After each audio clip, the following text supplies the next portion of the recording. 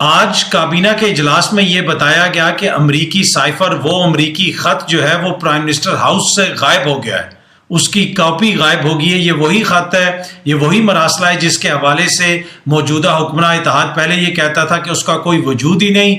अब ये कहा जा रहा है कि वो चोरी हो गया है, वो गायब हो गया है। इसकी क्या तफसीलात हैं, बड़ी इंपॉर्टेंट डिटेल्स हैं, वो आपको बताऊंगा। और उसके साथ साथ इमरान खान साहब की एक नई ऑडियो भी आई है, उस ऑडियो की क्या डिटेल्स हैं वो आपको बताऊंगा। और लॉन्ग मार्च के हवाले से भी, खान साहब के एहतजाज के हवाले से भी कुछ इंफॉर्मेशन है, वो भी आज की इस मुख्तसर वीडियो के अंदर आपसे शेयर करूंगा।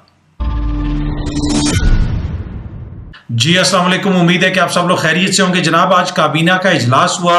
काबीना के इजलास के बाद जो एलामिया जारी किया गया, इसको डॉन न्यूज़ भी रिपोर्ट कर रहा है, दीगर मीडिया हाउसेस भी इसको रिपोर्ट कर रहे हैं। उस एलामिया के मुताबिक प्राइम मिनिस्टर हाउस के अंदर वो जो साइफर था, वो जो अमरीकी मुबैना धमकी आमेज खत है या फिर साइफर है, वो प्राइम मिनिस्टर हाउस से गायब हो गया, उसकी कॉपी।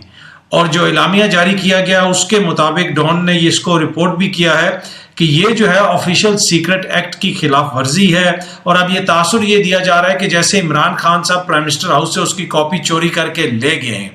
अब इसमें इशू क्या है? इसमें पहला इशू तो ये है कि ये लोग जब हुकूमत में नहीं आए थे, ये कहते थे कि इस साइफर की कोई मतलब वजूद ही नहीं है, इसका कोई आप तज़किरा ही ना करें जनाब, ये कोई अहमियत ही नहीं रखता, ये सब झूठ है, झूठा बयानिया है। अब फिर इसके ऊपर ऑडियोज वगैरह लीक की गई, उसके ऊपर भी मैं आता हूँ। ऑडियोज से ये साबित हो गया कि जनाब ये साइफर तो मौजूद है। अब ये भी कहते हैं ये साइफर भी मौजूद है हुकूमत में आके, लेकिन अब इन्होंने एक और जो नई चीज कही है कि जनाब ये साइफर की कॉपी गायब हो गई है। 6 महीने हो गए हैं इनको हुकूमत में आए हुए तकरीबन, और अब इनको पता चला है कि प्राइम मिनिस्टर हाउस से उस अमरीकी मरासले की कॉपी भी गायब होगी। लेकिन इसमें एक इशू है, जब इमरान खान साहब की हुकूमत खत्म हुई तो इन्होंने दोबारा कौमी सलामती कमेटी का इजलास बुलाया मौजूदा वजीर आजम की क़यादत में। और उस कौमी सलामती कमेटी का जो इजलास हुआ प्राइम मिनिस्टर हाउस में, उसमें उस साइफर के ऊपर डिस्कशन हुई, उसके मंदरजात का, उसके जो भी कंटेंट है उसका जायजा लिया गया और उसके ऊपर अलामिया जारी किया गया। इस हवाले से बाकायदा प्रेस रिलीज जारी की गई। और अब जो ये कह रहे हैं कि वो गायब हो गया, तो भाई उस वक्त तो वो मौजूद था प्राइम मिनिस्टर हाउस में। अब ये किसने गायब किया है, कहां पे गायब हुआ है, तासुर ये देने की कोशिश की जा रही है कि जैसे इमरान खान उसको उठा के ले गया।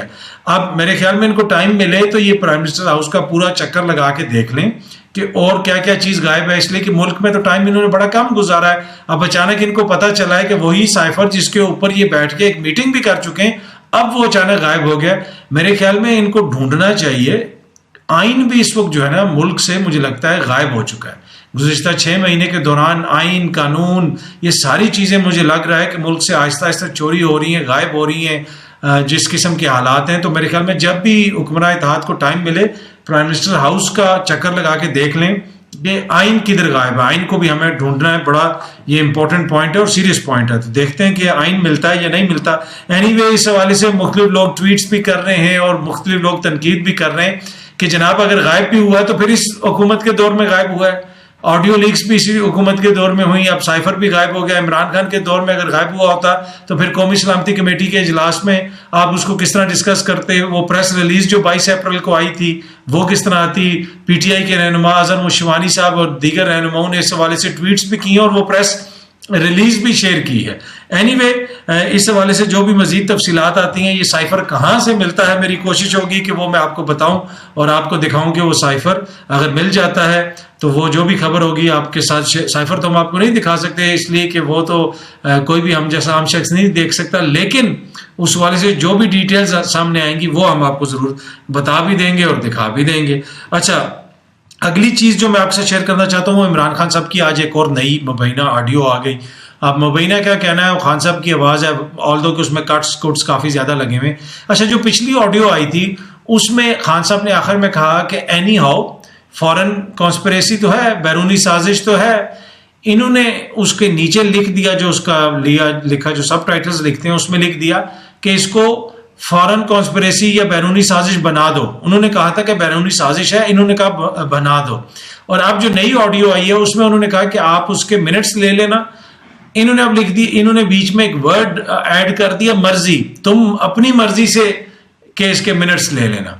अब मतलब ये सूरत हाल हो गई है कि ऑडियो भी जब ये जोड़ जाड़ के बहुत जगहों से इकट्ठा करके करते हैं, छोटी सी रिलीज करते हैं, लेकिन उसमें भी नीचे तर्जुमा करते हुए या नीचे सब टाइटल्स डालते हुए एक चीज या लफ्ज या कुछ ऐसी डिटेल ऐड कर देते हैं ताकि उसके अंदर थोड़ी जान पड़ सके।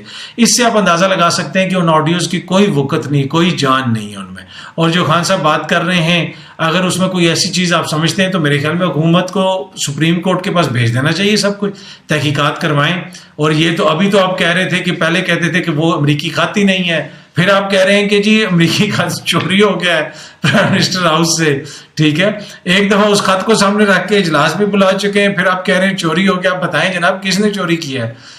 और अब अगली बात उसके ऊपर ये हो रही है कि जनाब वो जो ऑडियो लीक आई है और उससे ये साबित हो गया, वो साबित हो गया। इन सारे मामलात की आप तहकीकात करवा लें, सुप्रीम कोर्ट को कहें कि वो तहकीकात कर लें, दूध का दूध और पानी का पानी हो जाएगा। खान साहब तो बार बार ये मुतालबा कर रहे हैं, इसलिए कि इसका फैसला मैं तो नहीं कर सकता, आप ये कोई भी शख्स जो देख रहा है, हम लोग तो आम लोग हैं, हम तो ये फैसला नहीं कर सकते। एक हाई पावर सुप्रीम कोर्ट का बन जाए कमीशन, उसमें सारे लोग पेश हों और अपने अपने सबूत पेश करें और पता चल जाएगा कि क्या था साइफर के अंदर। तो पहले तो कहते थे जनाब साइफर नहीं है, फिर कहते थे साइफर जो है वो उसमें झूठ बोला गया, उसमें कोई ऐसी चीज नहीं है। अब कह रहे हैं कि वो साइफर ही चोरी हो गया। अब आगे इन्होंने क्या कहना है, आगे इन्होंने कहना है कि अब आई डोंट नो ये कुछ क्या कहेंगे, क्या बयानियां लेंगे। टू बी ऑनेस्ट मुझे तो समझ नहीं आ रही कि ये मजाक हमारे साथ हो रहा क्या है। तो इसलिए मैं कह रहा हूँ, बार बार कह रहा हूँ कि टाइम मिले तो प्राइम मिनिस्टर हाउस का चक्कर लगाएं, हुकूमती ईवानों का चक्कर लगाएं, शायद आइन कहीं पे आपको मिल जाए। वो भी काफ़ी दिनों से गुम हुआ है, पता नहीं कहाँ चोरी हो गया, कौन ले गया, क्या है। हो सकता है उसके हवाले से कोई डिटेल्स हमें कभी मिल सके। एनीवे, आखिरी खबर जो मैंने आपसे शेयर करनी है वो इमरान खान के एहतजाज के हवाले से है। अब इसके ऊपर बहुत सारे सवाल कर रहे हैं। मैंने भी आज ट्वीट की कि जनाब खान साहब अगर ये सब एहतजाज कर रहे होते इस वक्त तो क्या इसहाक डार साहब वापस आ जाते, अदालतों से इतनी जल्दी इस तरह फैसले आ रहे होते, दीगर मियाँ साहब की जो वापसी की बातें हो रही हैं वो भी क्या हो रही होती हैं। अगर खान साहब एहतजाज की कॉल 2 हफ्ते पहले दे देते और सिर्फ 50,000 बंदा इस्लामाबाद में आके बैठा होता या इस्लामाबाद से बाहर, तो क्या इस वक्त यही सूरत हाल होती या इससे मुख्तलिफ सूरत हाल होती? ये जेन्युइन क्वेश्चन है। इसलिए कि खान साहब बार बार कहते हैं कि जी कौम तो तैयार है, तो कौम तैयार है तो फिर आपको किसके इशारे का इंतजार है? कोई इशारा है, या तो इसमें यह हो सकता है कि जनाब कोई ऐसी चीज हो रही है पसे पर्दा जिसका आपको भी नहीं पता, थोड़ा बहुत शायद हमें को अंदाजा हो या किसी और को भी कुछ ना पता हो या हमें भी कुछ ना पता हो। उनको ये कहा गया है कि जनाब ये सारे लोग वापस आएंगे, नवंबर में कोई तैनाती होगी, सर्दियों में हम जाएंगे तो उसके बाद इलेक्शंस हो जाएंगे। लेकिन इस तरह के वादे तो खान साहब से पहले भी बहुत सारे हो चुके हैं ना। बहुत सारी हमने खबरें सुनी कि 6 दिन में मैं वापस आ जाऊंगा। याद है उसको कहा गया कि जनाब खान साहब को डेट दे दी गई है, इलेक्शंस का कर दिया गया और ये और वो। और मैं उस वक्त से मुसलसल कह रहा हूं कि मुझे नहीं लगता कि कोई ऐसी बात होगी।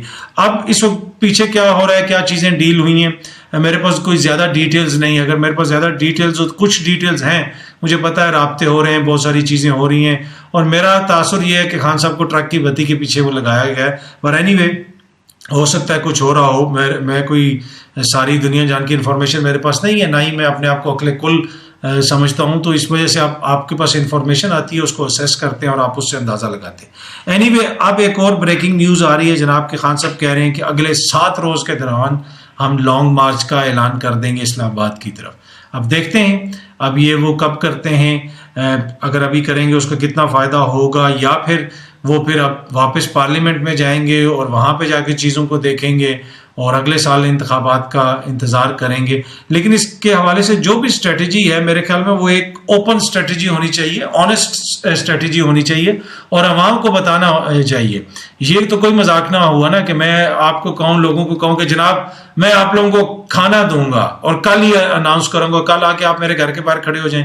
फिर मैं कहूँ अब मैं परसों जो उधर जा रहा हूँ वहां पे मैं बताऊंगा कि खाना कहाँ होगा। तो इस वक्त इस तरह की सूरत हाल है। तो मेरे ख्याल में जो वोटर सपोर्टर है उनका, वो ये डिजर्व करता है कि उनको एक क्लियर चीज बताई जाए। तो जो भी देखें, वक्त के साथ साथ स्ट्रेटजी बदलती रहती है। कोई सियासत है ना, कोई अलजबरा तो नहीं है कि A+B² जो है उसको एक ही आंसर आना और वही है। मुख्तलिफ इसमें चीज़ें होती हैं, मुख्तलिफ चीज़ों को असेस करते हैं। खान साहब के पास बहुत सारी इंफॉर्मेशन आती होगी, मियाँ साहब के पास बहुत सारी इंफॉर्मेशन आती है, जरदारी साहब के पास बहुत सारी इंफॉर्मेशन आती है। वो जो कुछ फैसले करते हैं वो इंफॉर्मेशन हमारे पास भी नहीं होती है। तो वो उन चीज़ों को किसी के पास भी नहीं होती, तो उन चीज़ों को मद्देनजर रख के ये सियासी लीडरान फैसले करते हैं। हो सकता है उनके पास कोई ऐसी इंफॉर्मेशन हो जिसको सामने रख के वो कोई और मुख्तलिफ फैसला करना चाहते हैं, तो वो तो उनकी मर्जी है, वो तो कर सकते हैं, पार्लियामेंट में भी जा सकते हैं, जिधर किसी और जगह जाने का फैसला करें, रिजाइन करने का फैसला करें पंजाब से या KPK से, वो तो सब उनका मिसाल के तौर पे उनकी राइट है, उनकी सियासत है, वो उन्होंने करना है। लेकिन मैं ज़ाती तौर पे ये समझता हूँ कि उसमें थोड़ी सी क्लैरिटी आनी चाहिए, लोगों को बताना चाहिए। बार बार ये कहना कि हम ये कर देंगे वो कर देंगे, तो वो मेरे ख्याल में फिर थोड़ा सा जो है ना वो वोटर भी फिर उससे फ्रस्ट्रेट होता है, उसको चीज़ें समझ नहीं आती। बाकी जहाँ तक खान साहब की मकबूलियत का ताल्लुक है, ये इस तरह की चीज़ों से उतार चढ़ाव तो आ सकता है, लोग फ्रस्ट्रेट तो हो सकते हैं, लेकिन जब तक ये लोग हुकूमत में हैं, ये चेहरे हैं, ये इमरान खान की इंश्योरेंस पॉलिसी है, इनके होते हुए इमरान खान की मकबूलियत में कभी कमी नहीं आ सकती। इनके कारनामे जो हैं, इनका तर्ज हुकूमत जो है वो आपके भी सामने और पूरी कौम के सामने है, और यही एडवांटेज है खान साहब का। खान साहब की हुकूमत में बहुत सारे मसाइल थे, महंगाई के मसाइल थे, गवर्नेंस के मसाइल थे, और बहुत सारे इश्यूज हैं। लेकिन दूसरी तरफ क्या ऑप्शन है कि आप बिलावल के हवाले कर दें, मरियम बीबी के हवाले कर दें, अगली नस्लें भी हमारी जो है वो इन्हीं को देखती रहे, हमारे बच्चे भी जिस तरह हम जवान हो गए, हमारे बच्चे भी इसी तरह आगे इनके बच्चों को देखते रहे, और यही हमारा मुकद्दर है। देखें, जो भी जेन्युइन डेमोक्रेटिक लीडर हो, जिसको अवाम इलेक्ट करे, चाहे वो बिलावल साहब हो या खान साहब हो, वो आना चाहिए और इस चीज़ों को आगे बढ़ना चाहिए ना। हम कोई खानदान गुलामा में से तो नहीं है कि एक दो खानदानों की ही हम जो है वो हुक्मरानी देखते रहें। एनीवे, उम्मीद है कि वीडियो आपको पसंद आई होगी। बहुत जल्दी आप सब दोस्तों से दोबारा मुलाकात होगी। बहुत बहुत शुक्रिया। Thank you so much.